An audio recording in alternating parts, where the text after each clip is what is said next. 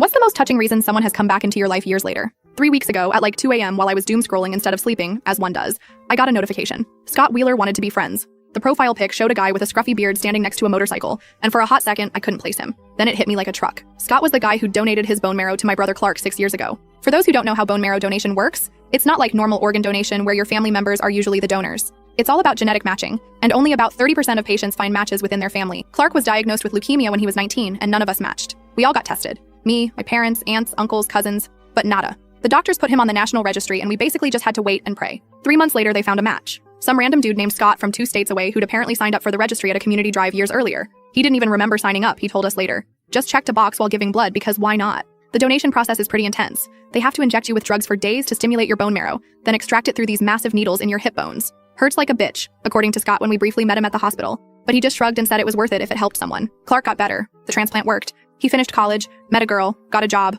All the normal life stuff that wouldn't have happened without Scott's cells. We sent thank you cards and updates through the donation program for the first couple years, but they have these privacy rules that keep donors and recipients somewhat separated. Eventually, the updates stopped. Life got busy. We were grateful, but Scott became this abstract concept rather than a real person in our minds. And now here he was, sending me a friend request at 2 a.m. I accepted it immediately and messaged him. "You awake?" The typing bubble appeared instantly. Scott explained he'd been thinking about Clark recently and wondered how he was doing. The donation program no longer forwarded updates after 5 years, so he'd done some light social media stalking, his words, and found me. "Hope that's not creepy," he wrote. I sent him pics of Clark at his wedding last summer. Scott's response was just a string of shocked face emojis, followed by "holy shit, he looks so healthy." We messaged back and forth for almost 2 hours. I told him everything, how Clark had graduated with honors, how he was working, how he and his wife were talking about having kids soon. Scott seemed genuinely thrilled with each update, asking questions about Clark's life like he was catching up with an old friend instead of essentially a stranger. Then around 4 a.m., Scott's tone changed. He asked if Clark still lived in the same city. When I said yes, he told me he was moving there next month. He'd gotten a job offer he couldn't refuse, his words again, but there was more to it. He said he'd been going through some heavy shit lately and needed a fresh start.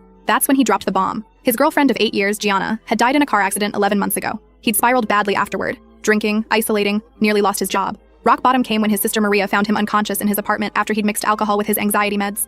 Not intentionally, he clarified quickly, but recklessly enough that it scared him straight. In his darkest moment, he kept thinking about Clark, this guy he'd never really known but had literally given part of himself to save. If Clark could fight through leukemia and build a beautiful life, maybe Scott could survive this too. That's when he started looking for job openings in our city. I was ugly crying by this point. Over text. With a virtual stranger who wasn't actually a stranger at all. The next morning, I called Clark and told him everything. He sat silent for a long time, then asked for Scott's number. I'm not privy to their conversation, but Clark called me back 2 hours later sounding like he'd been crying too. Scott's moving here next month. Clark and his wife Jean are helping him find an apartment. We're planning a whole welcome dinner with my parents and Clark's in-laws. My mom's already stress baking like she does when she's emotionally overwhelmed.